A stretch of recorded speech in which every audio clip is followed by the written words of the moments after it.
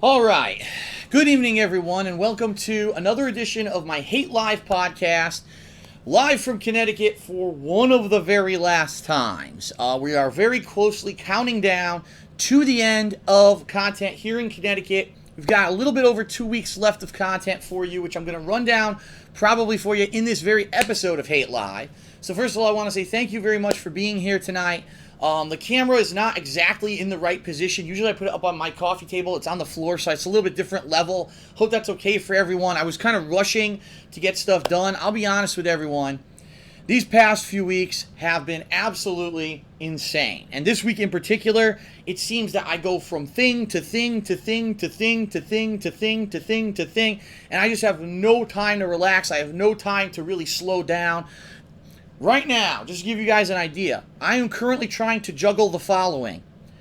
Doing all of my work like I usually do, full-time gaming every single day, giving you 2 quality streams, and uploading all of those videos to YouTube. It's number one. Finding out and coordinating and doing all this stuff with the new home, which I am now the owner of in Washington State. There's been some problems and things going on with it that I've needed to take care of. That's number 2.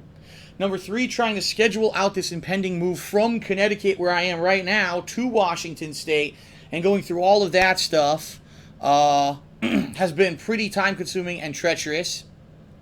It's going to be very expensive. This place, this condo itself, figuring out what I'm going to do with it, how I'm going to either sell it or rent it, coordinating all of that, and I've begun work on that, and it's just basically I've been overloaded. This past week in particular, I've been absolutely overloaded. The past few days, even more so. And, of course, the last thing I'm trying to do is schedule out fun stuff for you guys for these last couple of weeks of content here in Connecticut where I can consistently give you content. Keep in mind that when I move to Washington, there's going to be a delay, a stagger, between when I actually get there and when all my equipment gets there, because it's going to be a cross-country move. It's going to take anywhere, from 5 to maybe even 10 days to get the stuff across the country, to unload it, to hook it up, to get the internet activated, and to get everything going. So there's potential that there could be almost up to 2 weeks where I can't give you guys consistent content, and I apologize for that. I will do what I can to try to get around that and get it up and running for you as quickly as I can. But again, as I said, it's really not in my control. A cross-country move, a big one, to the extent that I am working on, is going to be very, very time-consuming, very, very treacherous, very, very difficult. I'm sure we're going to run into difficulties when we get out there, but it's going to be worth it, and that's ultimately what the good news is I think it's really going to be worth it, okay? So, excuse me. Ahem. Tonight's episode of Hate Live is going to be in 3 segments as usual. The first segment, I'm going to get you guys caught up on everything regarding the move, so you know exactly what is going on. You're in the know. You know what to expect. I'm going to let you know about what I've been working on this past week. I'm going to be talking about what I'm going to be working about in the next couple of weeks, so you know exactly what I'll be doing in the next few weeks as we approach this impending move, okay? I'm also going to do a mini review of Wolfenstein: The New Order, which is a game that I played last week. I very much enjoyed, but didn't get an opportunity to officially review the game simply because I've been so busy. Like I said, there's so much shit going on that I just have not had a chance to sit down and talk for 45 minutes about the game. So we're going to squeeze that and do a mini review tonight in the first segment as well. There's also, in particular, a news story that occurred this week regarding Nintendo and YouTube that I definitely want to address and give you guys my opinions on and get you in the know about it as well, because it might be good news for some of you, okay? Then we're going to take a break. Then after the break, we're going to come back and we're going to have Back in the Day. And I think this is going to be, I don't usually do this, but I think I'm going to say, I think this is going to be a fan favorite Back in the Day. And the reason that I say that, as you know, Back in the Day is a segment where I reminisce on my younger days when I was either a kid or in high school and how it relates to gaming. It's not necessarily going to be primarily gaming focused this time. It's going to be around events in my life at a time where I was attending school as a youngster. All right, now I called it elementary school. Some people call it primary school. Some people actually call it, what's the other one? Preparatory school. Some people call it regular school and then junior high. Everyone calls it middle school. Everyone calls it something different. what I've found since I've talked about this on Twitter a few weeks back is that everyone around the world calls that level of school something different, which is kind of funny. But basically, grades kindergarten through 8th grade, I'm going to be kind of discussing with you guys tonight in the Back in the Day segment. And you're going to find out some really interesting, fun stuff that I've never told anyone before. Stories that basically have just been with me and my parents our whole lives, because I didn't share that with anyone. No one really cared about grammar school or anything. So that's going to be the Back in the Day segment tonight. I think you guys are really going to like it. And then we're going to go on another break. When we come back from that break, we are actually going to be doing live callers, ladies and gentlemen. Yes, we will be doing live callers again tonight on Hate Live. More on that as it comes. It will be via Skype. My Skype name is DarkSidePhil, but I am not accepting any callers as of this time. It has to wait for the third segment, okay? All right, so all that being said, let's get into the nitty-gritty of everything that's been going on with me, and primarily the thing that's been distracting me from being focused on my content and stuff like that has been this impending move that's coming in a few weeks to the state of Washington. So the good news is, since last we had an episode of Hate Live, I have officially closed on this townhouse and purchased it out in Washington State. Okay, that's the good news. It's done. I don't have to worry about verifying income anymore, proving anything left or right here. It's all set in stone and done. I own it. Now, that could be a double-edged sword, and the reason is because now I am the owner of 2 homes. I live here in Connecticut. I also own a house now out in Washington. And that could be a scary thing for a lot of people, juggling 2 mortgages. Luckily for me, I'm able to do it for at least a limited period of time. And so right now, there's 3 phases, basically, that I have to get through. Phase 1 is dealing with any kind of crap that's happening with the place right now, including, right now, unfortunately, I found out there may be a possible leak in the rooftop of this house, which I'm coordinating to have taken care of, which I'll talk a little bit about on this stream. Phase 2 is actually the move out there, coordinating movers and stuff to get my girlfriend's stuff here and then get all of our stuff collectively from here out to Washington State. That's stage 2. Stage 3 is once we're out there, getting everything moved in, hooked up, going out and buying and furnishing the home, because the home doesn't have any furniture or anything in it right now, and basically making it a home. And then, of course, step 4 is going to be, what do I do with this condo, this one in Connecticut that I still have in my name? I can't sell it, because if I sell it, I'm going to take a massive loss. I actually had my accountant draw up some numbers for me earlier this week. And he drew up some numbers. He's like, well, Phil, do this calculation, that calculation. Worst case scenario, if your home sells for the lowest value that it's been estimated at, I could be out $22,000. Now, I don't know about you, but I think $22,000 is a lot of money. To me, that is a significant amount of money, all right? It's nothing to throw away. It's nothing that I can afford. I don't have $22,000 lying around for a rainy day. I don't have the money. So I'm not going to be able to sell this condo and take a $22,000 loss. So I basically either have to rent it or find someone who wants to live here temporarily. And I'm going to talk about that right now as we get to it, okay? So, first things first. I own the condo now in Washington. All of a sudden this week I get a frantic email chain from my realtor out in Washington, who is currently holding all the keys and everything for my home until I get out there in mid to late June when I move. And this frantic email chain is coming not from the realtor, but from my new next door neighbor, who just happens to be a newly retired woman who is on the board of whatever the hell it is for this community that I'm going to be living in shortly, for this townhome. And she's my next door neighbor, and she used to, excuse me, that was disgusting. She used to basically take care of things that for the people who used to live in the home and just sold that home to me. So, for example, she's responsible for taking all the dues every month. She's responsible for scheduling if work needs to be done, right?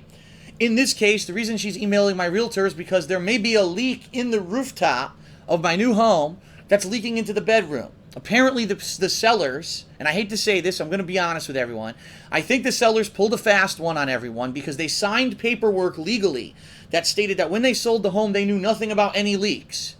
All of a sudden, after I close, a day after, they tell the next door neighbor that the roof is leaking. I'm pretty sure they knew about it ahead of time and they were just being dicks about it and didn't want to take care of it. But it is what it is. The good news is I'm not moving in for a month anyway. So in my regard, I'm like, I don't really care. Let's get it taken care of now rather than move. Imagine if we'd been moving in right away and we go to sleep in bed and all of a sudden there's water coming down on our heads. That would have been pretty frustrating and upsetting.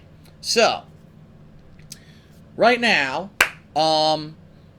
what's going on right now is my realtor is coordinating with my new next door neighbor to give the neighbor access to our garage. Let me tell you, our new home is amazing. It's got a built-in security system that's free of charge. We don't have to pay for it nor pay to have it maintained. It's covered by the association that, the group of townhomes in the area already take care of it. How sweet is that? And because of that, we have a garage with a keypad code that if you can get in. Now, the neighbors used to know the code, so they would do stuff. So, for example, the roofers are coming by within this week to fix the rooftop or at least look at it, inspect it, and see what's going on. That would be a reason why the neighbor would need to know the code, because I'm not living there yet, but the code wasn't working. So my realtor is coordinated with the next door neighbor. They're going to make sure that when the roof workers show up, they're allowed into the home and they're allowed to fix the roof if required, okay? So that's what's going on currently with the current place. Outside of that, the next steps for me and my girlfriend Leanna is to actually schedule the physical move from here to Washington, but it's not that easy, okay? Originally, what we were looking to do is have this company called Pods who drop off these large shipping containers. You yourself go out, load them up, and then the company comes, picks them up, puts them into storage, ships them across the country, and then you get it delivered at a future date. I was actually going to pay to have movers fill up these pods for us because I got a bad back and I can't be lifting furniture and such. Now, the big catch-22 here is that my girlfriend doesn't live with me now. My girlfriend Leanna is in Pennsylvania. I'm here in Connecticut. So I would have to coordinate getting a pod out to her in Pennsylvania. She packs it up. Someone comes out, grabs it from her place, drives it from her place to Connecticut. It goes to Connecticut. That's delivered. Now I have to pack up all my stuff into it, get it out of here, ship it across the country. The problem is it's going to be too expensive. I actually did the math. It would cost me over $10,000 to have this done. And I just cannot for the life of me see that as a viable option, $10,000 for this move, okay? Again, like I said, I'm not made of money. I'm not like, a lot of people think I am. A lot of people, oh, he's been doing YouTube for his living for years. He must be rolling in dough. No, no, no, I'm not. I don't have $10,000 to throw away like that, okay? So, earlier today I called some movers. I got prices ranging, I shit you not, as high as $25,000. I said, are you out of your fucking mind? As low as $2,000, but it would take over 3 weeks for our stuff to show up. Now, what am I supposed to do for 3 weeks when I can't work? I don't think that's a viable option, right? So there's a middle ground of around maybe $5,000. The movers will come, they'll move our stuff, and they've told us that it's going to take probably around 5 to 9 days to get the stuff across the country and delivered. Best case scenario, within a week of us being there, all the stuff's there, it's hooked up, and we're flying, right? We're rolling. I'm back. Every day I'm giving you consistent streams and content, and we're moving ahead full throttle. Chances are it's not going to be that easy. Probably there will be delays. They won't show up for 6, 7, 8 days. And so there's going to be an extended period of time there from basically when they take the stuff out of this condo and leave to when we actually get the stuff arriving in person. I'm not going to be able to do live streams, and probably I'm not going to be able to consistently be giving you guys new videos either. Now, what I will be doing is vlogging the whole thing. Vlogging the place when everything's packed. Vlogging us moving shit in and out. Okay? And for as long as I can, I will be uploading until the moment that we leave, okay? And then when we leave, when I get over to Seattle area, I have to contact the cable company, internet company, and say, when can you guys come by? Here's what I'm looking to do. I don't have the equipment to hook it up to right now, unfortunately, because it's in process. But can you guys get the lines going? Can you make sure they're going into the right places? And hopefully, even if I don't have my desktop PC, I'll have my laptop and I'll be able to at least do vlogging for you guys of the new place and how it comes along during that week while we're in transition, when we're moving in, when we're going shopping, when we go to buy furniture and stuff like that. So at least you have something to watch. I mean, this is my business. I can't have it defunct for 2-3 weeks with no new content. That's literally money out of my pocket that I need right now to pay for this move, okay? So, that's what I'm contending with right now. Right now, I actually, just as soon as like 2 hours ago, I talked to Leanna on the phone. It's looking like the pods are completely out. We may actually have her and her mom be driving a U-Haul from Pennsylvania all the way to Connecticut, move her stuff in here collectively together, maybe spend a day together. My parents may even show up as well, so maybe her parents and my parents meet for the first time. Oh boy, I don't know how that's going to go. And then once that's done, then we can say, okay, her stuff is here. Now we just have the movers show up during the course of the week, which is a lot easier than trying to coordinate pods from going here to there and all that. And it's going to be a lot less expensive to do that as well. It's looking like that's probably where we're going to be headed with this move, okay? So that's just a rough idea of what's going on with the move. Now, in regards to selling this place, that's going to be the last step. Once we're moved to Washington, I'm settled in. The business as usual. I can stream. I can do all my stuff from out there. We've got the house furnished. We're ready. It's going to be weeks, if not a month, if not more, until that's settled. Then I'm going to consider, with this place, what do I want to do with it? Because I can't keep paying 2 mortgages. Well, I could try to sell it, but like I said, I don't have $22,000 to piss away. So I'm either going to end up renting it to a stranger and use that rental income to defray the cost of the condo until basically the market turns, maybe the value of the condo goes up, and I pay down the mortgage enough where I can sell it and not have to lose money. Or there is a possibility that my aunt may be moving into here because she is looking for a place to stay in Connecticut. Unfortunately, she's looking for like this crazy ideal situation where it's in this location where she only pays a little bit of money, but it's a ritzy location, so it's not going to happen. She basically said she's going to look for a month to see if she can find anything, and if not, then she's going to consider moving here and taking care of the place and maybe paying me some money every month, again, to defray the cost of the mortgage. So it looks like I'm going to be a dual homeowner no matter what for a while. I'm going to own both homes. I'm just hoping I can find a way to defray the cost so that I don't pay full 2 mortgages every month, because I definitely can't do that for an extended period of time, okay? So that's the status of that. I'll have more information for you guys in the coming 2 to 3 weeks, which is all I have left. I really literally have just a little bit over 2 weeks left here. I can't say for sure, but it's looking like give it about maybe just under 3 weeks until I may be moving. And I know that's a huge statement to say. Time is flying by with all the new games that are out. Everything's passing me by real fast, and it's hard for me to like slow down and realize what's going on. I know, but that's the reality of it. Okay. Speaking of which, let me now let you know what I've been up to recently and let you know what I'm going to be doing the next several weeks to get you guys caught up so you know exactly what you want to see, when it's going to be available, etc. Not that you're blindsided or you miss a really cool event and stuff like that. So, in the coming weeks, we've got huge game releases coming out that you're not going to want to miss. First of all, just starting as early as tomorrow, we've got Mario Kart 8. Which I'm thrilled to be playing. I'm going to be playing it on my first stream tomorrow. I'm going to be playing it all day Saturday with John Rambo. We're going to be doing co-op online, playing other people, playing against each other in battle mode, going through the campaign, trying to unlock stuff. It's going to be an absolute ton of fun, and I'm very much looking forward to doing that on Saturday, okay? We've got the continuation of Watch Dogs, which in my opinion is one of the best games of the year, despite the fact that there's so many nitpicky idiots. Oh, but the graphics, they're not 60 frames per second. They don't necessarily look next gen enough for me. Shut the fuck up. The game, if you actually play it and enjoy it for what it is incredibly fun. It's got a ridiculous amount of content, varied content, of every open world game I've ever played. This is the first one, I swear, where I'm doing all the side content and I'm not bored. I don't feel like it's repetitive or boring or the same thing twice. It seems refreshing and fun, the whole game. I've played the game for 50-something parts on YouTube. I don't know how many it is exactly, maybe like 59 or something like that. So we're talking like 12, 14 hours of gameplay. I haven't even beaten Act 1 of 5 of the story yet because I keep getting caught up in other content that's so much fun. That's how good Watch Dogs is. So don't listen to the naysaying idiots. Oh, but it's not 60 frames per second and there's not so much detail on the face. Shut the fuck up. Stop being a nitpicking negative douchebag and play the game and fucking enjoy it for what it is. You can tell that a shitload of time and effort were put into the development of Watch Dogs. If you just sit there on your ass and play it and have fun as a fucking game instead of being a whiny bitch, you'll probably fucking like it. These people, these critics, piss me the fuck off. People all panting it. Oh, it doesn't look good on PC. What the fuck? Like, just play the game. Shut up about graphics and play the game. Okay. So, Watch Dogs will continue this week. This week, two big releases coming up next week. We've got Murdered Soul Suspect, a murder mystery supernatural twist kind of a game. A lot of people are equating it to things such as Heavy Rain.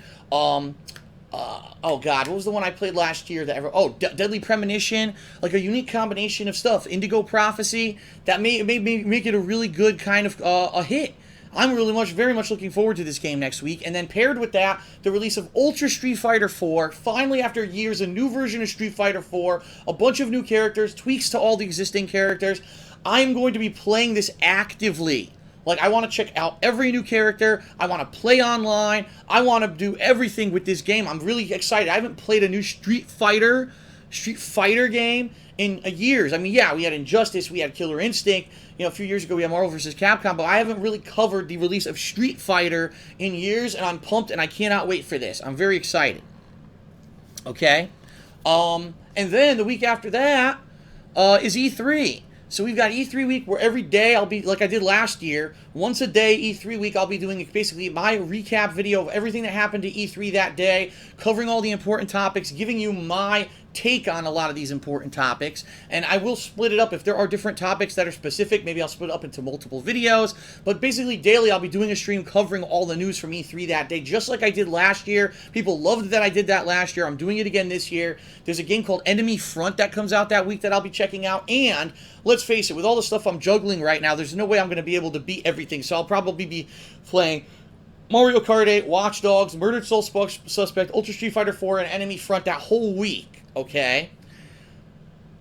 Also that weekend, the weekend before E3, let's skip, so not this Saturday, but a week from this Saturday, John Rambo and I will be doing our final, this is official, our final in-person WWE 2K14 simulation matches. And when I say that is there is potential that using some technology and things that possibly in the future we could continue to do them over the internet. But for now, this will be the final one we do like this in person. It's going to be all fantasy matches. We are going to go all out, the final brawl in WWE. We're going to have crazy cartoon characters, superheroes, real wrestlers, fake wrestlers, all kinds of zany gimmick matches. You're going to not believe what you see. We'll have characters returning from the past to make their final hurrah. It's going to be amazing. I hope that you don't miss it. And if you don't ever, if you've never, ever watched WWE Sims, don't fucking miss this week. It's the last week I'm doing co-op with just John Rambo, okay? You don't want to miss it, and I promise you hilarity and good times,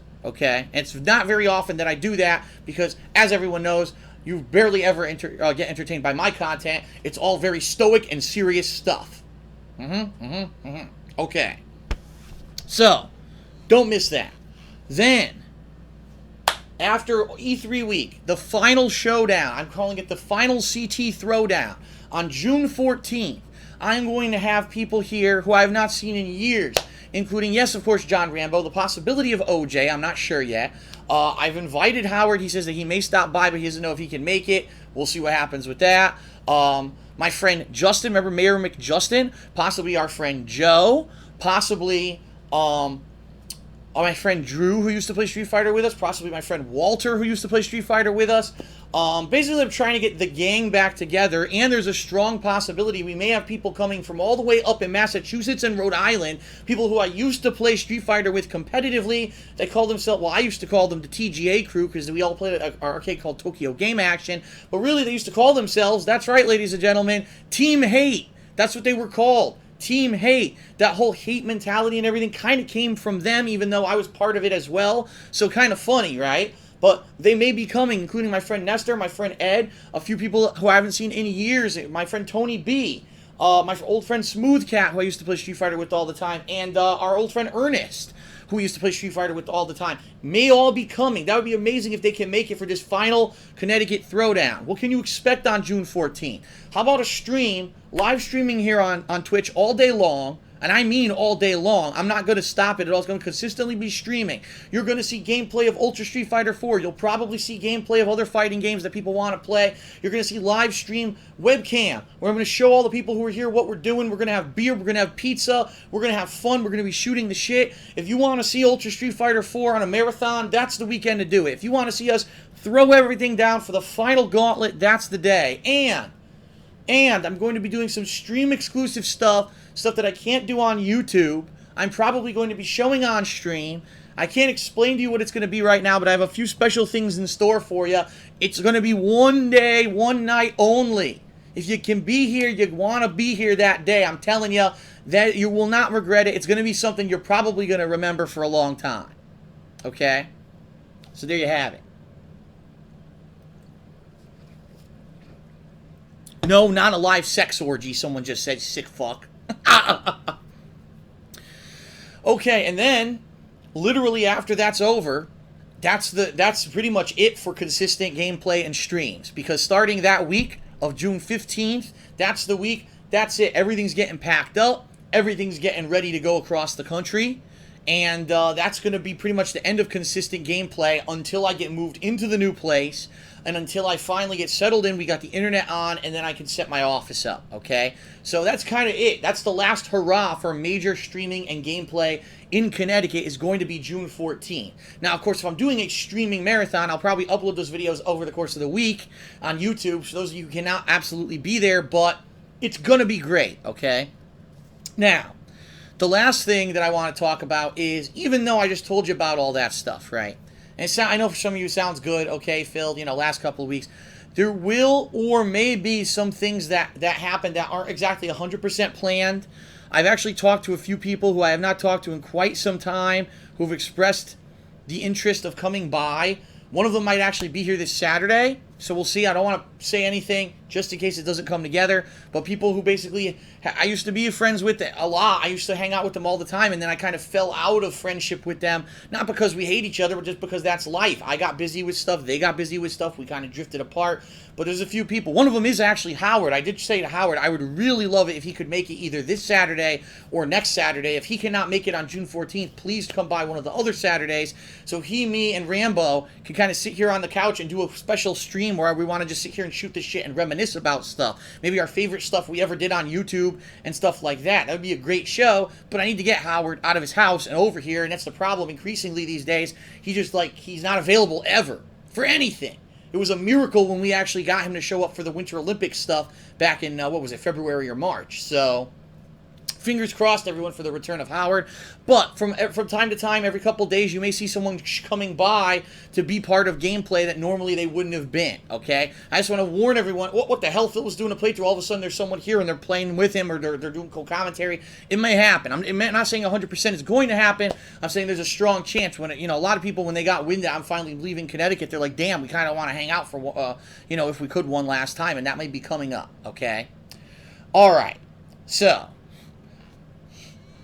all that being said, I want to especially thank every one of you, whether you're a newcomer, whether you're a longtime viewer, whether you've watched every single stream, every single video I've ever put out, or whether you've only watched one and you just came here tonight to see what the hell I'm all about. I want to say thank you to you. Because sincerely, from the bottom of my heart, I mean this. You guys are the ones that made this possible. Yes, I've worked hard. Yes, I was kind of incredibly lucky when a time when the internet was burgeoning with YouTube and YouTube videos, and people wanted to play games on YouTube and see people play games on YouTube, and I was just part of that wave of popularity that hit. And yes, things are starting to die out, and the market is oversaturated and things have changed, but because of you guys changed my life, and I hope that you understand that, because I was at a point in my life where I really was in a rut. I had a job that I worked at where I wasn't being appreciated. My back was killing me. My back injury was a lot worse back then. Day to day, I didn't have positive reinforcement. I didn't really even feel that many people even gave a shit about me or my opinions or anything that I did at my job or anything in my life. I didn't have a girlfriend. I didn't have, a healthy relationship really with many people. And when this whole thing happened, where all of a sudden just a guy who's dicking around and started playing games for fun on YouTube took off the way it did, and the fact that all of a sudden people wanted to see me every day. People cared about what I was doing. People were telling me overwhelmingly I was entertaining and I was giving them free fun every day. I was changing their mood. I was giving them a positive look and a positive perspective and a big positivity boost and laughter at a time in their lives when they were really suffering. It made me feel so good about myself to say, wow, I am capable of doing good. I am, people do care that I can do positive stuff and I do mean something, right? And then since then, it's just been a crazy, wild ride, whether it was, on YouTube itself, then going around the country vlogging and doing stuff like that, going on Blip, coming back to YouTube, being partnered with Machinima, going to E3, going to gaming conventions and meeting a lot of you, doing panels, being guests, doing amazing, cool projects like Project 7, something I wanted to do my whole life, and I actually got to do 4 episodes of a series that I never ever thought I would ever be able to do in my life. Having fun, playing so many games. I never fathomed in my wildest dreams that I would be doing something for a living that I love to do and I have fun doing. I'm so incredibly grateful for it. I want to say especially thanks to all of you. You guys made it possible. As much as I could kiss my own ass and say, oh, it's because I put in hard work and it's because of this and that. The bottom line is if you didn't watch, I wouldn't be here. And I know that. You guys are the reason that I am able to leave Connecticut finally for the first time in my life, take control of my life, leave this state that I don't like, that I don't want to be in because it's too expensive, go somewhere where I think I'm going to be more well accepted, more welcome, feel more that I'm in the right place. I feel so out of place here in Connecticut. No one here around here is into the stuff I'm into. I just feel like the oddball out. To finally go to a place where there's a younger base of people, and there's going to be people who are into the kind of stuff that I'm into. I'm going to live like 45 minutes away from Seattle, where I could drive into the city and attend tons of conventions and things that are of people of like mind for me. This is like the dream come true, and you guys made it possible. So thank you so much for all the bullshit, through all the high highs, the low lows, the trials, the tribulations, the successes, the failures, the fact that, yes, I know that I am a fallible person. I am at sometimes a weak person, and a lot of people say, Phil, you should just ignore all negativity and continue on, and I would love to do that, but I'm a fallible person, and I make mistakes, and I do unfortunately mention haters more than I should, and the weakness of mine is that I have anger issues, and I get angry about stuff or emotional about stuff, and I have to talk about it because it makes me feel better to vent, okay? You guys stuck in there the whole goddamn time, and with this whole ridiculous mentality on YouTube from people, not people who know me, not people who've watched my content over the years, but this new group of people who know nothing about me and bought into this stupid, almost not a mob, but almost a cultish mentality at this point that I am the worst gamer on the internet. I mean, you guys who stuck in there, you made all this possible. You are making a major positive change in my life. Thank you. Okay? I hope you understand that I am so grateful. There's nothing that I would do that I would change anything, right, to make it that I don't have this relationship with you guys anymore, because it's such a great thing. It's a positive thing. I hope that you, on your end, feel that you're getting enough out of this relationship that we have, because I do as much as I can to entertain you, and really, that's as much as I can do for you. Your views have shown me that I am worth something, and that I'm entertaining, and that I can help people. So thank you so much for that. Thank you for letting me move into this next stage of my life. Thank you, thank you, thank you. I can't be any more grateful.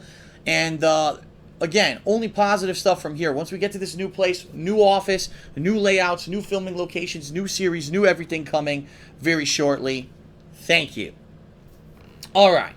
So now we've got one news story in particular I want to talk about, and then we're going to go on our first break for Hate Live tonight.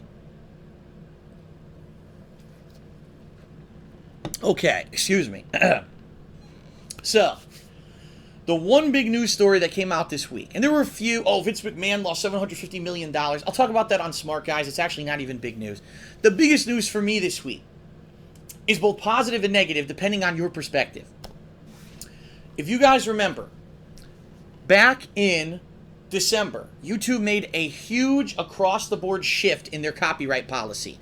They fully launched what was called a new content ID system, and basically made it so that regardless of if you were behind a partnership company or not, whether you were just a little guy doing stuff on your own or if you were signed with someone like Fullscreen or Machinima to make videos and make money based off of ad revenue on your videos, regardless of any of that, across the board, YouTube had this content ID system go out, and quite literally, every video of Nintendo content ever was flagged under content ID system, and advertisement rights for every Nintendo playthrough video were taken away. So whether you were just a little guy who, I have my own YouTube channel, I'm not part of any big affiliate, but I have ads on my videos, I make a little bit of money here or there, it's not a big deal. Whether it was you or if you were under Machinima or Fullscreen or any of these big partnership companies, all of your gameplay videos of Nintendo were flagged and all advertisement revenue was taken from you, period. There was no recourse. If you tried to, strike back against that, counterclaim it and say, I don't think it's valid, it didn't matter. It stood. No one got anything released, and basically anyone who's ever done Nintendo playthroughs lost their advertising rights on them in December. Now, afterwards, what ended up happening was YouTube came out and said, we're gonna change the policy. If you're under a managed partnership, okay, you can continue to do Nintendo content and it won't be flagged, because managed partnerships means that company like Machinima or Fullscreen vouches for you and says you are using that video content within fair use. So if Nintendo were to sue, they couldn't sue me, they'd have to sue Machinima or whoever, because they're the ones getting the ad revenue on those videos, okay? So because of that, I became a managed partner under Machinima, and I'm able to post up Nintendo content from now on and make ad revenue on it, period, no problem, okay? However, anyone who did not get under a managed partnership, which was probably about 90% of the people who ever uploaded Nintendo videos, were shit out of luck. And basically, if you wanted to continue making Nintendo videos, you just had no legal right to advertise on them, okay? Now, this is a very controversial topic, and let me explain why. The way that Nintendo sees things is this. Listen, it's our IP. It's our characters. It's our intellectual property. It's our game. We created all of it. All you did was play it.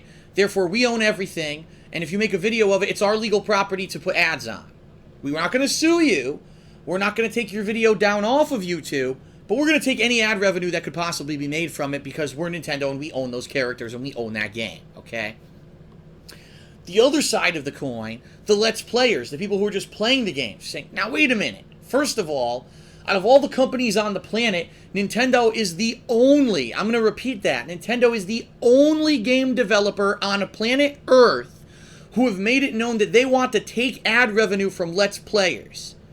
They've said it, that we're taking the revenue. They've said this publicly in statements. They're the only one. Every other gaming company is like, okay, if as long as you're not bashing our game, unfairly or saying stupid shit, if you're doing a Let's Play, go right ahead, put the videos out and do whatever you want. It's free advertisement for us, win-win situation. But Nintendo is the only one who doesn't see it that way. So immediately, all people who are considered Let's Players or play games on the internet are saying, now wait a minute, why the hell is Nintendo such a bunch of stingy dicks? We're giving them free advertisement like we're giving to every other company. Why is Nintendo better? Why are they different, right? That's number one. Number two, there's a whole legality issue here, because, let's face it, watching a movie that never changes versus playing a game, which is an interactive medium, they're two different things, all right? It would be like saying this. So, I'm going to go ahead and I'm going to publicly paint a picture, okay?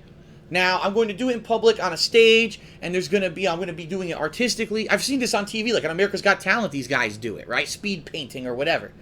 It would be like saying, well, that's fine, but guess what? Since you used that stage, since you used that paint, since you used all these tools to create what you created, well, guess what? It's our property because I'm the paint company, so I'm going to take a cut. I'm the guy who owns the stage, so I'm going to take a cut. I'm the guy who made the paper and the canvas that you painted on, so I'm going to take a cut.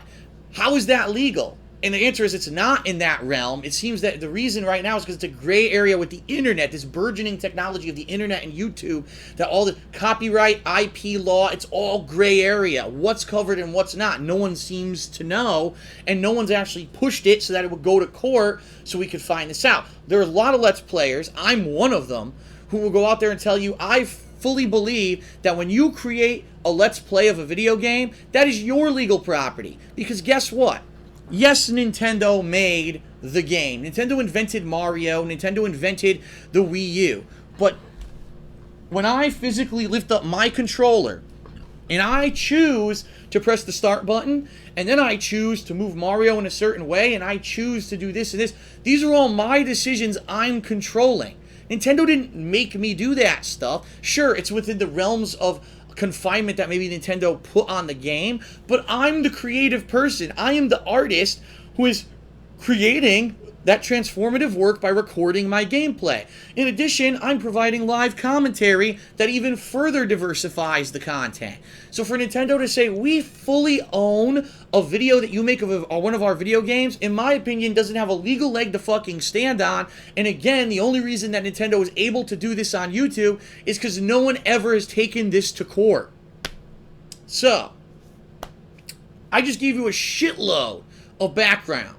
Let me explain why I just did that. Because this week, Nintendo came out, and Nintendo said, guess what? We got an announcement. We are partnering with YouTube. We are going to make it that you can become a Nintendo partner on YouTube. What does that mean? That means that if you would like to create content that's Nintendo games, Nintendo footage, Nintendo related, you will be able to, and you'll be able to monetize it. You'll be able to run ads and make ad revenue on it. What's the catch in all this? Nintendo is going to take a cut. So Nintendo has basically gone from, if you're not a managed partner, we're going to take all the ad revenue of everything on YouTube, and they've said, well, maybe we realize that that's kind of a bad approach. We do kind of admit that, yes, the gameplay and the commentary are not ours. That was yours. It's not our legal property. It's not within our rights to say we're going to take all your ad revenue. So we're going to meet you halfway. Maybe we'll have a program where we share the revenue, okay? Now, no further details have been released. No one knows, is this a official partnership like you would have with Machinima or Fullscreen? Is it the Nintendo partnership? So no one really knows anything else. No one knows what the revenue share is going to be. No one knows how it's going to work. No one knows anything. It was just a general announcement that YouTube and Nintendo are in talks to have this happen, okay? Now, there's positives and negatives, all right? First of all, immediately, if you were anyone who loved Nintendo, who was making Nintendo content, there's some people out there who were making Nintendo content for years, since YouTube started, never had this problem, and all of a sudden they got hit with it in December, okay? If that's you, and you're not a managed partner under a partnership company, this is actually good news for you, because you may have potential to make money doing what you love to do, playing Nintendo games, okay? So for some people, I can see that they see this as a positive, wow, this is great, Nintendo listened to the gamers, and we're going to jump right on that partnership when it's available, hopefully get accepted and start making money right away, okay? Some people kind of see it as, all right, it's not an amazing positive, but it's still better than the alternative, okay? Previously, you were making no money on the Nintendo videos because they basically claimed them all. Now, at least they make some and you make some. Okay, so there's some people that are like, fair enough, even Steven. It's not a major positive, but at least it's something. And there are other people who think it's a fucking joke, and I'm going to be honest with you, I'm probably mostly one of them, because here's the bottom line of what's gone on with Nintendo over the past decade. Nintendo went from being the #1 game developer, the #1 gaming company in the 1980s, 1990s, basically decided to do whatever the fuck they wanted to do at the end of the 1990s into the 2000s, completely ignoring technological shifts, ignoring what the gamers told them they were looking for, and Nintendo went for a series of stupid gimmicks. Sometimes it worked, like the Nintendo Wii and the Nintendo 3DS, and sometimes it didn't work. For example, the Nintendo GameCube didn't sell as big as Nintendo wanted it to, and more recently, the Nintendo Wii U is a fucking huge goddamn flop. Nintendo is losing millions upon millions of dollars every single year, and yes, they have enough surplus money that they won't go out of business, but they can't continuously bleed money. That means they would have to downsize, they would have to lay people off, they would have to restructure their company, and they don't want to have to do that. So what Nintendo is doing is called a desperate cash grab. It's called, well, there were these things out there that we ignored earlier when we were fist over fist, hand over fist making money. Now we're not doing it anymore, so rape the gamers. And I'm sorry to say that. That's real. I really feel it is. Let's blindside these fucking poor people who are the people who, by the way, are directly supporting Nintendo by buying Nintendo content, playing it, and giving free advertisement for it on the internet. They're some of the few people who actually bought a fucking Wii U and are playing it actively. Nintendo saying, fuck you to you. I'm taking your money. Tough shit. It's bullshit. It's incredible corporate greed. It's called the upper levels of Nintendo management, including, yes, I'm going to point the finger straight at fucking Iwata, who is the reason, the creative reason why that company is in the fucking toilet right now. Ever since he took over, the company went, woo! Except for the luck that was the fucking Wii, which is incredible luck and a fluke, okay? Basically saying, I don't give a fuck about our customer base. It's all about money in the bottom line. And right now, we're pissing away money, so we need to save face and we need to make money again. Let's steal the money from the gamers. It's ridiculous. It's a joke. They have no fucking right to do it. It's disrespectful to the people who have been the dedicated fans of Nintendo since day one. Now, the sick part about all this, they're Nintendo fanboys. Oh, I don't care. Nintendo can do whatever they want because I'm such a fucking dumbass fucking fanboy. I don't care. I always kiss Nintendo's ass no matter what they do. If you can't see how desperate this company is at this point to be taking money out of the pockets of the people who paid them the money to exist, I don't know how I can help you. Like, a logical mind thinking about this can know that this is fucking wrong, okay? The only way that you could basically say that you don't agree with this is if you just hate Let's Plays. You don't think Let's Plays should exist at all. You think that recording a game and putting commentary in your gameplay is legal. If that's your belief, okay, maybe then I can understand why you think that Nintendo should get the ad revenue. But unless that's the mindset you have, who the fuck could defend Nintendo? And so, oh, well, Nintendo we're still losing money. The cash grab that we tried in December isn't really working. So now let's act like we're going to be friendly with the gamers again. Too late. Too late, Nintendo. You fucked up so bad. It's like, of all the things you could have done, right, to make up and to try to get more people interested in Nintendo, the last thing would be to steal money from the people who bought your fucking system. Are you loco? And the answer is yes. Iwata is loco. He's a fucking moron. He's a bigwig who sits in his fucking chair, doesn't sit here with the gamers, doesn't know what the common gamer wants, comes up with lame-brained, stupid, gimmicky ideas, or pushes them ahead in his agenda for the company, and he doesn't know what the fuck he's doing. He's an asshole. And I hate that shit because Nintendo is a creative company. They're a fun company. If they had proper direction, they could be successful and they could be number one. But when you get idiots at the top who don't want to fucking listen to anyone, they go, we know better than you do. We don't listen to criticism. We don't listen to anything because we have so much money from the 80s and 90s. We don't have to listen. Well, guess what? Hundreds of $millions of loss year after year after year after year after year. All of a sudden, Nintendo now has to fucking start panicking because they can't do that anymore. All right? So enough. Enough with these idiots. All I have to say is this program is a joke, in my opinion. It really is. It's a joke. It's a slap in the face to gamers. Oh, we want to have a program where we make some revenue and you make some revenue. Is it going to be fair? If you're under the Nintendo partnership, can you still make gameplay videos from other companies? Can you still make ad revenue on those? Who knows? And again, this is just the initial announcement.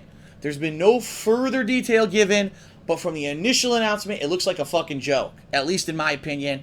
And again, if you're a Nintendo fanboy, well on you, good stuff. You go become a Nintendo partner, but for all of us, we're just shaking our heads like, what has happened to this once great company who loved the gamers, who was hand-in-hand successful with the gamers? Where the fuck, when did this happen? Where did they go wrong? And how the hell are they ever going to come out of this rut when they're just making these ridiculous decisions? So, all right. That's it for the first segment of Hate Live. We'll take a short break here. When we come back, we're going to be talking about back in the day, my early school years, and then we will have some time at the end of the show for live calls. So I'll be right back, everyone. Thanks for tuning in. I will see you in a few minutes. If you're watching this on Twitch TV, please stick around. Don't go anywhere during the commercial break. If you're actually watching this on YouTube, you can go ahead and click on the timestamp in the video to jump right ahead to the next part, okay? Thanks, everyone. See you in a few minutes.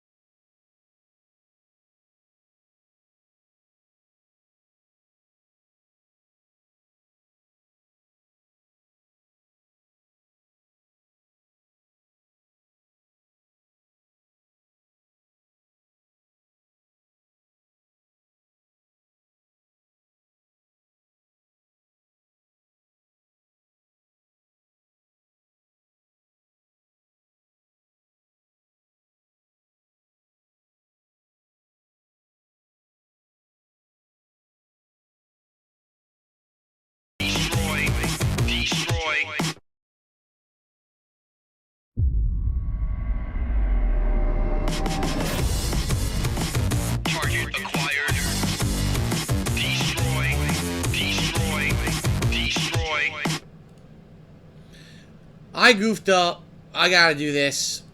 You blew it! Fair enough. I screwed that up. Okay, so we're back. Sorry about that, everyone. Welcome back to Hate Live. Before we progress on to back in the day, very quickly, I want to talk about Wolfenstein: The New Order, which I did not get a chance to do in that first segment. I went on mass about Nintendo. Okay. Wolfenstein: The New Order. I played it on PS4, as you can see, and boy, was it a breath of fresh air. At a time of the year, this year in particular, where there's really been not very many great games. I could, on one hand, probably count the games South Park: The Stick of Truth, Dark Souls 2, one or two indie games here or there were pretty good. But there's nothing that's like a standout. This game was great. Did you enjoy it? Outside of a very few, okay? Wolfenstein comes out of nowhere. Literally comes out of left field. A game where if you played the one from a few years back, the reboot of the Wolfenstein series, it was a decent game, don't get me wrong. But it wasn't anything like amazing, knock you on your ass, blow you away, wow, this is must play. It was more like, if you like first-person shooters, you'll enjoy it. It's kind of fun, but it's nothing groundbreaking, okay? Wolfenstein: The New Order completely blindsides you by being an original, fun, creative, lengthy, immersive, diversified, single-player, first-person shooter experience, okay? First of all, I played this game on the PS4. I played it on the PS4, and on the PS4, it does have a steady 30 frames per second. In some parts, it actually runs at a higher 60 frames per second, but for the most part, it's kind of a hybrid between the two. The graphics are incredibly detailed. The characters look very realistic. This really, is it super groundbreaking? No, but it's definitely, you can see the visual improvement from the last gen to this gen when you play a game like Wolfenstein: The New Order. Wow, look at the amount of detail on the walls. Look at the immense amount of lighting effects versus last gen where a lot of that stuff just kind of got hashed over, rushed through. You go up to the wall and it looks pixelated as hell. That really doesn't happen here on Wolfenstein: The New Order on the PS4, okay? So you play, once again, resuming the role of B.J. Blazkowicz, who is the hero of the series Wolfenstein. It is a what-if scenario where the Nazis have won World War II, and because they won World War II, the world is now taken over by Nazis. Everyone is basically subjected to them. They do all kinds of genetic experiments. They do technological experiments, and they have mechs and robots and mutants and monsters and all kinds of stuff working for them. You, as B.J. Blazkowicz, start out back during World War II with your squad trying to break in, trying to take over and defeat the Third Reich. You fail, you wake up years later and find out the Nazis won. So now it's your job to effectively form up a resistance, fight against them. The game is pretty neat. It is, first of all, for the first time that I can really think of in a first-person shooter, there's a critical story point in the game that, dependent on the choice that you make to either save one person or the other, actually changes certain things in the game, including critical cutscenes, critical plot points, and things near the end of the game in particular. It's not too much of a big change. Like, for example, yes, you'll still end up generally doing the same stages. You will kill a lot of the same enemies, but the cutscenes apparently become really effectively changed depending on what choice you made, okay?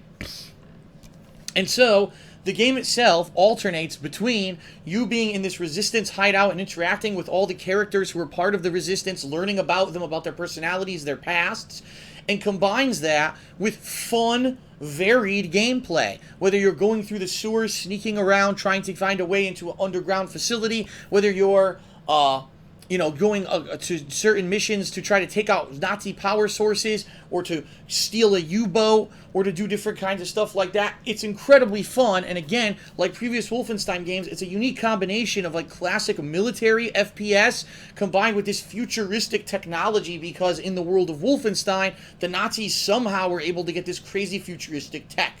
So it's really fun in that regard. A wide variety of weapons, of which you can do things such as use stealth combat to actually stealthily sneak around Metal Gear style and take out a bunch of people without ever being detected. Or you can actually choose to have the game mostly be run and gun, where all you care about is the actual physical combat. You can play the game in different ways, a la games such as Deus Ex Human Revolution, but the game at its core really is more of a first-person shooter than anything else. The game has 16 stages. Each stage can vary from a half an hour to an hour or longer. When I actually beat the game, I believe I had played it for some 12 to 16 hours for a single-player game campaign that's an FPS that's incredibly long, and it's welcomed in this day and age when a lot of these first-person shooter games, you buy them, the single-player campaign's 3 hours long because it was an afterthought. All they focused on was the multiplayer, which I actually have to say, Wolfenstein has none. Has no multiplayer. Now, there is replayability, because once you beat the game, first of all, there's all these collectibles, these, audio logs, memoirs, article clippings that you can collect, and, obviously you get rewards for collecting them all, but also it fleshes out, parts of the story that maybe aren't happening on screen. But in addition to that, you may want to go back and replay the game, making the decision to save the other person, so that way you can see the different changes, the alternate timeline, how things were different because you saved one person over the other, the different characters that you actually meet up and have time with in the Survivor hideout, and things like that. So, pretty neat. And then in addition to all of that, the game has some unique mechanics when it really comes to certain weapons, including a gun that's more of a tool that you can actually use to cut through fences. I've never played an FPS game like this where there's destructible fences that you can cut through to sneak around and find alternate methods to beat stages. You don't have to go straight forward gung-ho. Maybe you can be more stealthily by going behind people, by cutting through fences and stuff. And also you can use it to cut certain chains and go to another hidden area or alternate area with lots of collectibles and additional items. There's upgrades that you can find that can make lasers bounce off walls. You get amazing bounce laser kills during the course of the game as you complete certain tasks, such as looking around a corner and shooting like this and getting a kill, and getting a certain number of kills that way, getting a certain amount of kills with certain weapons, through certain methods, stealth kills, grenade kills. You unlock challenges, and as you unlock challenges, you get perks. So for example, okay, so you peek around the corner, you're killing people behind cover. After you kill, say, 50 people, it might say, now you get increased reload speed, or you get increased clip capacity for that particular gun, okay? So there's actually hooks. Even though you're playing a traditional FPS game, there's hooks to try to get certain kills certain ways. And I actually found myself during the course of the campaign challenging myself to get additional kills in certain ways, to complete challenges so that I could actually get that challenge and get whatever that perk was. Now, admittedly, the game has flaws, alright? It's a first-person shooter game. Once you play it once and you know the layout of the map, you can pretty much find a way to skip a lot of the content. So, for example, there was this one part where, I got pretty far. And by the way, the checkpoint system is well done. Usually when you die, you don't have to replay too much gameplay to get back to where you were. But there was this one part of the game, the only game bug I really ever had that was a serious game bug, the game effing crashed during the final boss fight, which really pissed me off because the game didn't save a checkpoint and I had to replay the entire final stage. It's a really bad game bug. But the good news is, once I had beaten the final stage, I knew where all the enemies were on the map, and I literally was able to maneuver around them, run past them, and what had taken me 45 minutes to beat on the first attempt took me about 10 minutes to beat on the second attempt, so it wasn't that big of a deal. And that is going to be a design flaw of Wolfenstein, is like most first-person shooters, once you know what to do, you can pretty much just rush through and get through it without worrying about, oh no, I have to stop to kill every enemy or anything like that. Of course, if you want to be a completionist, you want to get every collectible and every item, you're going to do that. But if you're not and you just want to get through the game, you can get through the game relatively quickly once you play it through once, okay? So overall, Wolfenstein: The New Order, incredibly refreshing, incredibly fun, incredibly interesting. I was very much surprised by how good it was, okay? And I didn't expect it to be that good. I actually thought that it was going to be more like similar to the last one, where it didn't have much of a story, didn't have creative characters that you cared about, for like the people in the Resistance who you found out their backstories and you see how they do during the course of this revolution against the Nazis. And I was really expecting not much from this game. I was pleasantly surprised during a year that so far has had a lot of duds and games that were disappointing. I actually give Wolfenstein: The New Order an 8.75 out of 10. If you like Wolfenstein, if you like futuristic first-person shooter combat, if you like great character development, if you like great graphics on PS4, all those reasons, this is your reason to get the game. The only reason I can't give it a better score than that, after you play it through once, you pretty much know the game. Yes, you can replay it once to try to get the alternate cutscenes, but really, there's not tons of replayability. And again, the fact there's no multiplayer, is it a negative? No, I'm glad they focused on the single player, but there's no reason to go back to it really once you beat it, and that is a little bit of a negative as well. Of course, also that one game-crippling bug that I had at the end of the game. 8.75 for Wolfenstein: The New Order. Okay. So, that's the review. Unfortunately, we're running out of time tonight. I started the show late, and I only have about a half an hour left, so I think what we're going to do for tonight, I'm going to go on a quick break right now, come right back, and we're going to do Back in the Day, and that's pretty much going to be the end of the show. Unfortunately, for Skype callers, I apologize to you guys. It looks like we're probably not going to have time for Skype callers tonight. Save your questions for next week. There will be a Hate Live next week as well, okay, everyone? So, short break. I'll come back in the day, and let's finish this puppy up. Thanks, everyone. I shall return shortly. You blew it!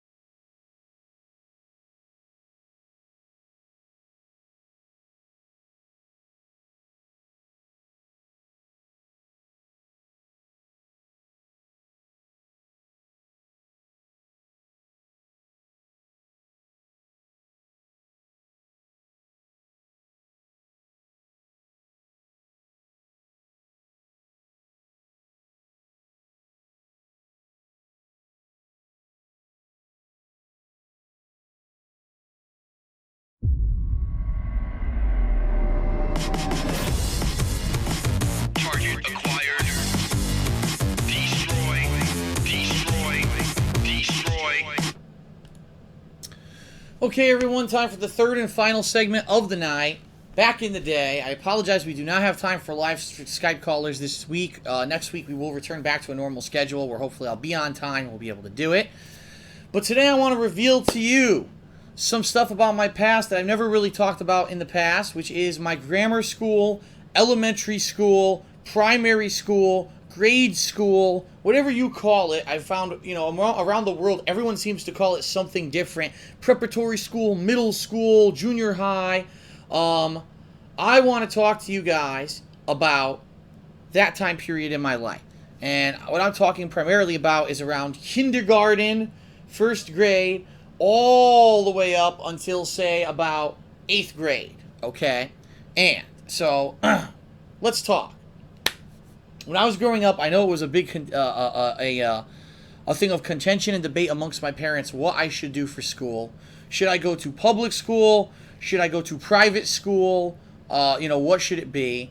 And eventually, it was determined by my parents that they were going to go the extra mile. They were going to spend a ton of money to dump me into a private school called St. Ambrose School. Okay? Now, St. Ambrose School was located actually pretty close by to where I live right now. I'd probably say it's within 10 to 15 minutes driving distance. It was right up the hill from where my parents used to live. And it actually is located in Bridgeport, Connecticut. It's at the very, very top of a hill. The name of the hill is Mill Hill, okay? And this hill, it was funny because the top of the hill had the school, this giant concrete building, right? Huge 3-level, multi-tier concrete building with a huge parking lot around it. And directly across the street from the school was a church called St. Ambrose Church, which incidentally was of that. The Catholic school, Catholic church had a church that tied in. There was a fully staffed rectory with a guy who was in charge. I think he was called a Monsignor. And then he had the 2 priests that were side by side below him, kind of like his right-hand man. There was a deacon, and there were a bunch of nuns who also lived there in a rectory. And I know for a lot of people, just talking about this, you're like, wow, this exists? Yeah, it does. A lot of people know about it. A lot of people don't. If you're not part of Christianity, Catholicism, you may not even understand, but these are people who call themselves holy people. They are supposedly supposed to be chaste. I say supposedly because it's kind of funny. The person who was our Monsignor ended up not being so chaste, which I'll talk about actually later. But yeah. So it was interesting because the purpose of the school was twofold. It was, number one, to obviously teach you the stuff you need to know for your education so you can go out there, eventually go to high school, get a job, etc. But they also tried to teach you all of the religious side of stuff. We had religious classes teaching us about the Roman Catholic Church, about the Bible, about Jesus Christ, about the Old Testament and the New Testament, about the sacraments. And yes, I did receive many of the sacraments over the course of time that I spent when I did go to this school. And let's get started. Like all places, the best place to start at the beginning. So when I was 5 years old, I went to kindergarten at this place. And I remember back then, what you may consider kindergarten now is pretty much not what it was back then. Okay, back then it was very much about learning. It was very much about making friends, about, yes, having fun, but learning while you have fun. I will never forget my kindergarten teacher. Her name was Sister Anna May.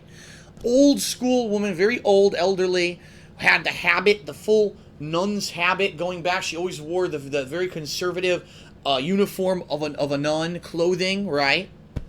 And she was very nice to you if you listened and you did what was told. And she was like hell on wheels if you disobeyed her. I remember there were a few kids in the class that would always act up, not listen to what she was saying, not pay attention, talk over, to have side conversations or make fun, joke and stuff. My God, she would go off the cut. And this is when I was a kid. Keep in mind, this is a long time ago. Corporal punishment was still kind of accepted in schools. This woman beat kids with rulers. This woman will put you in the closet. This woman will make you stand in the hallway, in the corner. Basically lots of ways to humiliate you to make you behave. I saw kids get slapped like this, backhand to the face. I saw people like real hard. Boom, rulers to the leg, to the arms, to the leg. I saw rosary beads. We'd be saying the rosary, and some kid would start acting up. She'd go, whip him with the face with the rosary. I saw all of it. Now, for me, I don't know what it was. I didn't act up. I wasn't one of those kids that acted up. In fact, I was one of Sister Anna Mae's favorites. She thought that I was one of the nicest kids. I listened to what she said. Not that I was overdoing goody two-shoes, but I just didn't understand why would I want to be contentious with this woman who I know if I'm contentious with her, she will beat the shit out of me. So it ended up being actually, my report cards. I always got high grades. People were saying, "Oh, Phil's really, he behaves himself." It's funny because I still remember to this day when you sit and you fold your legs like this across each other, like this. I forget what they would call it now. Back then they used to call that sitting Indian style, and it was in kindergarten where I learned sitting Indian style, which is funny because it's incredibly politically incorrect. First of all, they're not Indians, they're Native Americans, but this is way back when, before any of that went into effect. So sitting Indian style, we would sit there on carpets on the floor. We would have like a time where we could relax. It wasn't necessarily nap time, but it was a time when we relaxed, and I made some of my first friends in kindergarten, who ended up being friendly with me for several years afterwards. And that was kindergarten. And then finally when I started hitting first, second grade, that was when the grades started to become dual. And what I mean by that is there were enough kids that you wouldn't just have one classroom for each grade. There were 2 first grades, there were 2 second grades, there were 2 third grades, okay? And so you'd have different teachers who were teaching each grade, and I still remember this. So first grade, I had another nun, I forget her name. She actually didn't wear the big crazy full habit. She was just an older woman who had like curly gray hair. Second grade also was a nun. Sometimes she wore the habit, sometimes she didn't. I think her name was Sister Richard Mary. Third grade, oh boy, wait till you guys hear that. You guys will get a kick out of this. You are going to enjoy this one. All right, get ready. Third grade, I had a teacher. I think her name was Miss Barrett, if I remember correctly. She was in her mid to late 20s, and she was a young blonde, hot. I mean, very, very attractive. She was skinny, right? She had decent, not huge, but decent-sized boobs, pretty face, always wore makeup to school. So she looked like she was like made up to go out on the town every day when she went to school. My God, she was fucking hot. I mean, if I could describe her, the best way I could describe this teacher, she looked like a Barbie doll. Like, I'm not even kidding. She looked like a made-up Barbie doll. I don't know if that's what she was going for, but and I had a fucking crush on her like no tomorrow. Oh, of course, I was in third grade. I didn't understand what it was. I didn't know that it was because I was a heterosexual male and my testosterone was pumping, and I didn't know why I liked her so much, right? In fact, I don't think she really liked me in particular more than anyone else in the class, but for whatever reason, that was it. I was hot for teacher. And I actually remember something that had happened. Here's what happened. So, if I remember correctly, I'm trying to remember this. I lived with my cousin actually lived with us at the time. She was kind of like my big sister. She's 5 years older than me. And I remember there was I don't know if it was for Valentine's Day or Teacher's Day, there was some day coming up where you would give your teacher a present. And I told my mom, I love Miss Barrett so much, I want to give her a great present, but I'm not sure what to give her. So my cousin who lived with us, who was 5 years older than me, was going to go to a dance in 8th grade. But she had misbehaved and got grounded, and her mom told her, you're no longer going to the dance. And in fact, my mom had gotten special stuff for her for this dance, like a nice dress, had bought her perfume and stuff to go to the dance. And she had basically done this really bad misbehavior thing, so my mom said, it's all off, fuck that. So my mom said, I know this is so stupid. She says, here, you should give her this. Now, of course, this is my mom's idea, not mine. I didn't know anything about it. I didn't even understand the implications of it at that time because I was a little kid, right? I was, third grade? I would have been 8 years old, so I didn't understand why I liked Miss Barrett. She gave me this giant, this bottle of perfume, expensive name brand perfume that I had seen advertised on TV. Give this to her, right? I know it's embarrassing, but it's fucking hilarious to look back at what it was. It was that, imagine being a teacher. You're like 27 years old. You're a hot teacher, and from a 8-year-old kid hands you a box. Oh, you think it's going to be, could this be some kind of a little thing, maybe a cheeses or something. There's the things that kids give their teachers, little inexpensive things. I hand her like a $50 bottle of designer perfume, and she opens the fucking thing up, and she looks, and she's like, Like, what the fuck? Like, where did he get this from? Like, her face was just like confusion, happiness, because obviously you could tell she actually wanted it, because she definitely took it. I'm sure she had a boyfriend. She probably wore it that night and got laid. But it was just like, you know, so funny. Funny as hell, right? So, so that was third grade. Fourth grade, unfortunately, was no cakewalk. Fourth grade was probably, in my entire academic career, the worst year of my life. And the reason I say that is because my fourth grade teacher, I still could tell you her name. Her name was Mrs. Murphy. She was about probably between 50 to 60 years old. She was one of those women who is just the most unpersonable woman you would ever meet. You couldn't really have a conversation with her. She was uptight. She was stingy. She was stuck up, right? She was one of those hoity-toity, you know, you gotta be perfect people. First of all, she was a horrible teacher. Yet she had taught her whole life, yet she was a horrible teacher. She would try to teach you something in class and forget how to explain it and be like, I couldn't explain it in class, but then she would give you work that you needed to do it on a test. You're like, but you didn't explain this properly in class and we never went back to it. How am I supposed to know how to do it? That was number one. Number two, she gave us, and I'm not exaggerating, you can ask my parents, they will concede, I'm sure they remember her, they will concede this. She gave us no less, I shit you not, than 3 fucking hours of homework a night. I'm going to say that again. 3 hours of homework a night. Every fucking subject. Do 4 pages in your workbook. Do 40 math problems. Do these 1,000 sentences. Do this, do... And I would get home from school, and I would sit there, work for an hour and a half, 2 hours, have dinner, sit there again. You know, it's getting dark outside. I should be getting ready for bed. I'm still fucking doing homework. It got to the point.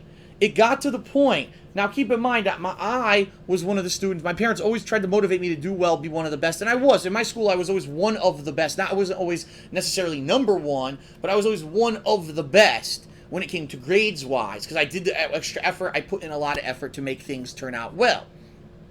But I still remember, I was doing so much homework that I had no time to even spend with my parents. It was, I would come home, do the homework, dinner, do the homework, sleep. And the thing, here's the catch. Here's the real catch. None of the other kids did the fucking homework. What the other kids would do is hand in half-assed homework, and they would get the easy C, you know, the C, B minus, and that would be good enough, right? That would be good enough for them. Their parents just let them say, yeah, fuck it, this teacher's out of her mind. Just do whatever. As long as you're passing, I don't care. My parents, of course, wanted me to be, they kind of pushed me to be better, to be near the top of the class. So to see me, I was, for 3 years, you know, first, second, third grade, I always was doing all my work. I would never just do it to do it and get the C and pass by. It wasn't of that mentality. So me putting in the hard work to get good grades was so time-consuming. My parents went and complained to the principal and told them, I don't know how this fucking woman taught her whole life. She's an asshole and she doesn't know what she's doing. And we had parent-teacher conferences. We had all this. It did no good. Basically, my parents said, just get through this year. This woman's out of her fucking mind, and we'll just tell everyone we ever meet that she's horrible, and hopefully she'll get fired. I don't know if she ever did.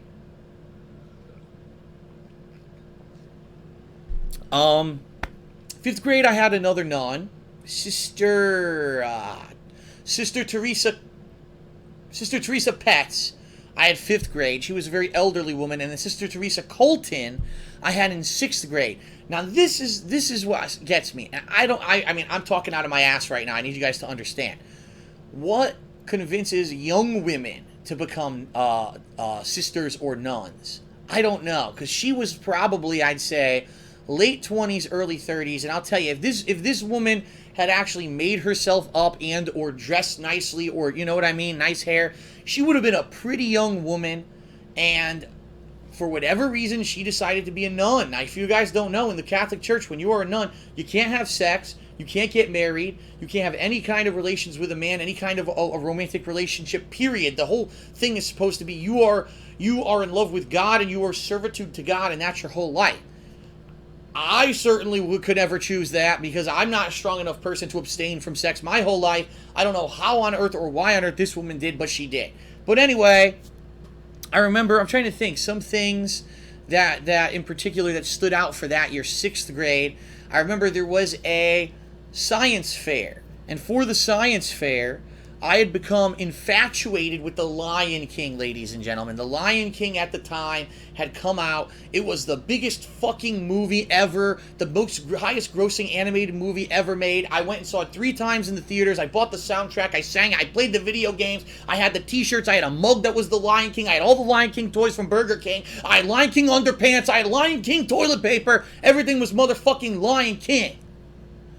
So I was infatuated with lions, and I actually remember that for the science fair, I did a full expose on lions. Oh my God, and I hand drew. I had a picture, and I used crayons, and I hand drew lion faces for it, and I had all the things about lions. And let me tell you something.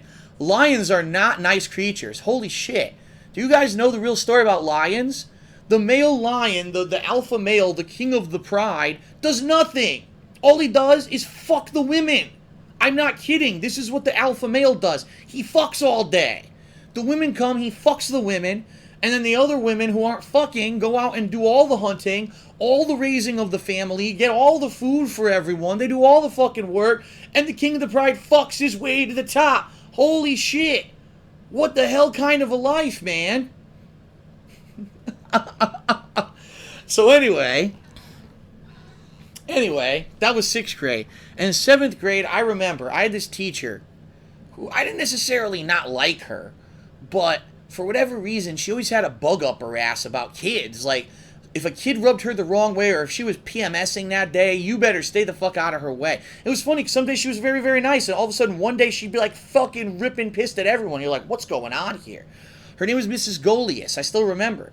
And like I said, throughout my early school career, I was very well behaved. I was trying to go for good grades. I was trying to be at the top of the class. Very rarely would I get into any kind of disciplinary trouble or anything like that. And I actually remember this one particular time when I was in class. I said nothing. I swear to God, I was paying attention. I was reading my book. And she looks at me, she says, "Philip, what did you just say?" And I go, "Excuse me, Mrs. Golias? I what?" And she said, "What did you just say?" I said, "I'm sorry, Mrs. Golias. I didn't say anything." "Yes, you did." I was like, "Yes, no, really, I didn't, Mrs. Golias. Don't know what you're talking about." "How dare you? I heard you, and you are in trouble." And she like ripped me a new asshole. And I was like, what the fuck is going on? Like, I was sitting there behaving, doing nothing wrong. She just, like, lost her mind. And she was, like, going nuts or whatever. And I think I'm trying to remember if she actually sent me to the principal or not.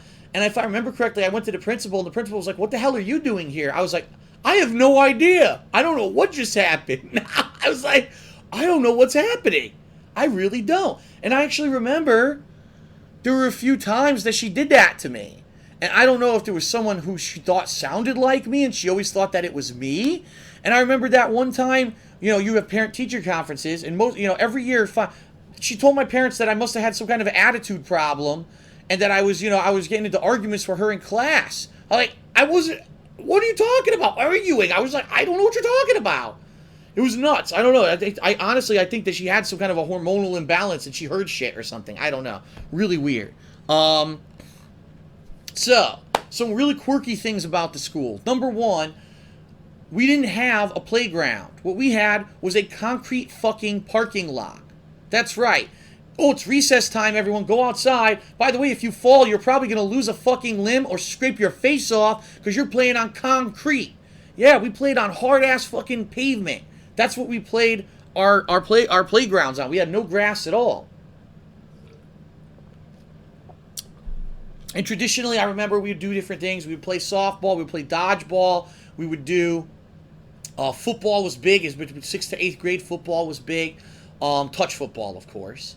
And it was also real weird.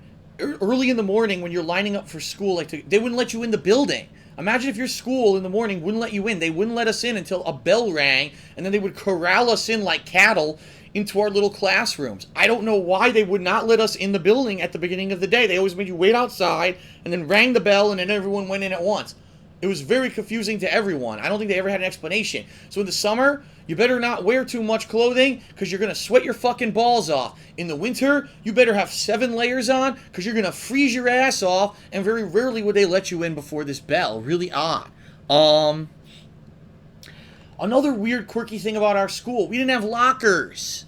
That's right, the school had no lockers. All you had was very limited storage in closets where you would put your coat, your lunchbox, your book bag, and stuff like that. So 99% of the time, you ended up walking around the entire school with your entire day's books on your back, and it really fucking hurt. There were days when I came home, my back was fucking hurting. And I said to my mom, why do we do this? I know everyone else has lockers. Why the fuck doesn't this school have lockers? And they could never explain it. I don't know. Really weird. It was also really weird because being in a Catholic school, it's like 90% of your time is on academics, but that 10% of the time that you're doing religious stuff is just weird because you can tell there's kids there that don't practice. There's kids that could give two shits about the religious stuff, and they're like glossing over, yeah, Jesus, yeah, St. Peter, who gives a crap, right? And then sometimes they make you go to Mass for holidays and stuff. You'd have special Mass where you'd have to sit in Mass during the day, which is very odd. Like, I'm here for school, yet I'm sitting in church. Shouldn't that be on Sunday and not when I'm in school? But yet they did it. It was a weird mishmash of stuff that happened at this school. One of the things that stands out for me that I remember from all the years that I was there, they had a DARE cop. The DARE cop came. If you don't know what DARE is, it's drug abuse resistance education. It's in the United States, the program that law enforcement use to teach kids about drugs and that they're bad and you shouldn't use them. To which I very much thanked that officer, because until he had shown up, not only didn't I know about drugs, I didn't know what they looked like, and then after then I knew exactly what marijuana, what PCP, what all that shit looked like, so I knew exactly what I was getting later on. That's pretty funny. A couple other quick things before I run out of time here. A lot of people, I'm sure, are going to want to know about bullying. Bullying right now is a hot topic on the planet. Everyone is getting bullied. I was not, immune to my share of bullies, okay? I remember there was this one kid who he just loved bullying everyone, okay? He did. He loved bullying everyone. He would just run up and kick you for no fucking reason, laugh, and run away or whatever. If you ignored him, unlike the other kids, other bullies, you ignore the fuck out of them at that age. Usually they go and they try to bully someone who they get attention from. If you ignored this kid, he would bully you more because he would just want to keep annoying you. So I remember this one day I said, I had enough of this kid. I'm going to teach this kid a lesson. Because he was about my same size, too. It wasn't like he was bigger than me or anything. So, as I told you, we had recess in a parking lot. And the way it was a huge, giant, rectangular parking lot on one side of the building, and then it kind of curled around the back of the building to a more narrow rectangle down here that was kind of out of sight from everything. So I know exactly what I'm going to do to this fucking punk. So I walked all the way down, and I went around the corner. We were the only two over there, right? Because I knew that if I did anything when people were watching, I would get in trouble. So he hit me. I said, leave me alone. Hits me again. I said, kid, I'll tell you one more time, because I only give you 3 chances. Leave me alone. If you try to hit me again, you're going to be sorry. And the kid, ooh, I'm going to be sorry, huh? Yeah, we'll see about that. So I still remember to this day, he went to do a straight kick like this, like a straight up kick to my chest. And I grabbed his leg, and I said, last chance, are you going to leave me alone? He said, no, let go of my leg. I said, okay. And I pulled him, and he fucking flew back. He busted his fucking ass so hard on the hard concrete. He was like destroyed. Oh my God. He got up, and he looked up, and he was just like, oh shit, I just got fucked up. And he ran the fuck away, and he never bothered me again. He busted his ass. What a dumb shit. So anyway, that was just a fun story. And then the final story that I'll tell you, which was kind of funny, was when it was about, I'd say between 6th to 8th grade. This is the time when the guys are starting to beef up a little bit. They're starting to get more masculine. Some of them are getting facial hair. I, incidentally, in 6th to 7th grade started growing my mustache. That's when I started growing it for the first time. The girls, yeah, they start to get titties and they start to get a little, they look more feminine, more attractive, and they're starting to get horny, you know what I mean? That's the age when all the hormones start to rage, okay? And there were some girls who, admittedly, I thought were pretty hot in my school, but I never really took any action or anything against them. Because at that age, I was like, I'm young, I'm focused on school, that's all I really care about. But of course, then 7th, 8th grade, they start to have dances, right? And if there's going to be a dance, more than likely there's going to be some dancing with women and yada, yada, yada. I remember one dance I went, and it was funny because we had done a talent show that year, and myself and 3 of my classmates had learned how to do the two-step. And so we were actually doing the two-step during the dance. Dun, dun, dun, dun, dun, dun, dun, dun, dun, dun, dun. It was cool. Someone pulled out a video camera and recorded it. It was really nice. Back then, it was like a cool, friendly dance. No one hurt each other. No one was being dicks. Then 8th grade hit, and it was all about everyone wants to fuck everyone, okay? So when 8th grade hit, it was funny because there was this one girl who everyone knew that she had kind of been messing around with this guy who was considered like the stud. He was a black kid. He was real tall. He was he had definitely matured more than anyone else. He looked like he was a football player, okay? And he was good looking, and he wasn't overweight or nothing. He was like, I'll be honest, the kid could have been like a model. It was ridiculous. And the girl, I still remember her name. Her name, I believe, was Vanessa. I think it was Vanessa. And she was a hot Latina girl. She was the only girl in school who really had grown big boobs by then. And she had a big ass, and she had a pretty face. And she was, you could tell the ones who were going to grow up to be the hotties. This was 8th grade, so, young teenagers. She was starting to be attractive to everyone.